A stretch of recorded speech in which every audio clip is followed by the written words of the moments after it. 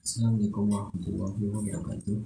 Saya Muhammad Al-Mahid dengan NPM 20194150026 kelas Y7A, berasal dari jurusan Pendidikan Biologi Universitas Indra Prasta UGM Jakarta. Di sini saya akan mempresentasikan materi tentang dasar-dasar pewarisan hukum Mendel. Untuk pendahuluan, George Johann Mendel abad ke-19 melakukan percobaan persilangan pada kacang etis atau Rhizome sativum, prinsip-prinsip pewarisan sifat. Mendel menyilangkan tanaman kacang etis yang tinggi dengan yang pendek. Keturunannya memperlihatkan perbandingan tanaman tinggi terhadap tanaman pendek sebesar 3:1. Dan materi ini ada beberapa istilah atau simbol yang dapat memudahkan dalam menghitung perbandingan. Yang pertama ada P, individu kedua. Yang kedua ada F1, keturunan pertama. Kemudian ada F2, keturunan kedua. Kemudian ada gen D besar, yaitu gen atau alel dominan. Selanjutnya ada gen D kecil, gen atau alel resesif. Lalu ada alel, yaitu bentuk alternatif suatu gen yang terdapat pada lokus tempat tertentu. Ada gen dominan, yaitu gen yang menutupi ekspresi alelnya. Kemudian ada gen resesif, yaitu gen yang ekspresinya ditutupi oleh ekspresi alelnya. Kemudian ada heterozigot yang dapat disimbolkan dengan D besar, D kecil. Kemudian ada homozigot dapat dilambangkan dengan D besar, D besar atau homozigot dominan. Kemudian ada D kecil yaitu homozigot resesif. Kemudian ada fenotip, yaitu ekspresi gen yang langsung dapat diamati sebagai suatu sifat pada suatu individu. Dan yang terakhir ada genotip, yaitu susunan genetik yang mendasari pemunculan suatu. Apa sih bunyi dari hukum yang pertama? Yaitu pada waktu berlangsung pembentukan gamet, tiap pasang gen akan disegregasi ke dalam masing-masing gamet yang terbentuk. Di sini ada contoh persilangan monohibrid untuk sifat tinggi tanaman, yaitu ketuanya tinggi disilangkan dengan yang pendek. Gametnya yaitu D besar, D kecil, turunan pertamanya tinggi, D besar, D kecil, kemudian disilangkan, dan F2 nya menghasilkan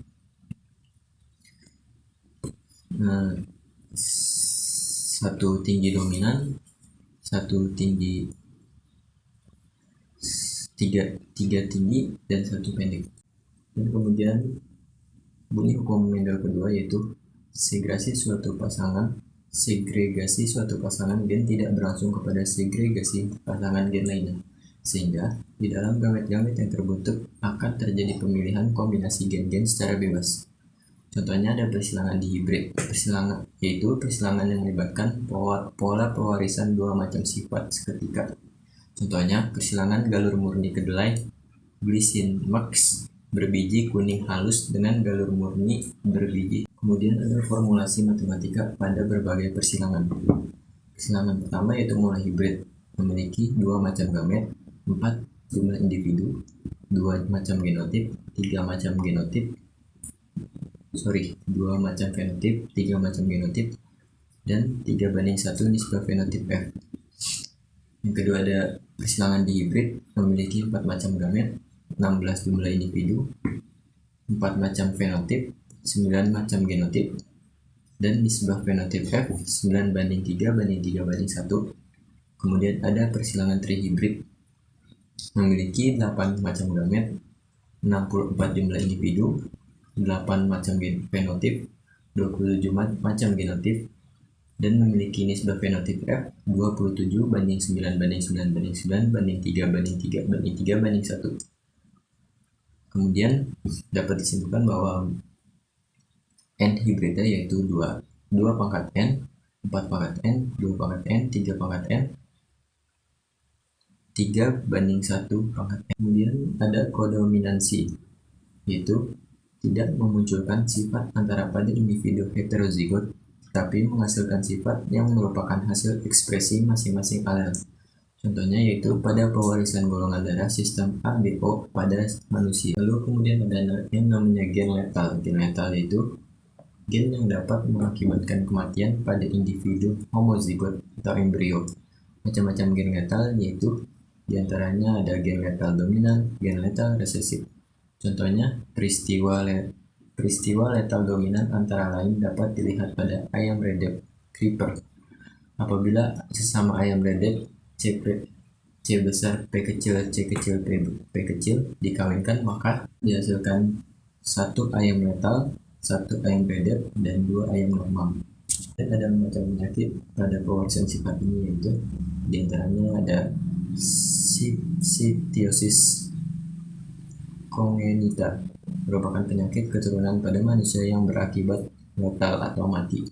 Ini terjadi karena bayi lahir berkulit tebal, banyak luka berupa sobekan terutama daerah lekukan, sehingga biasanya bayi mati dalam kandungan. Sifat letal disebabkan adanya gen homozigot resesif I kecil, sedangkan alel dominan I besar menentukan bayi normal.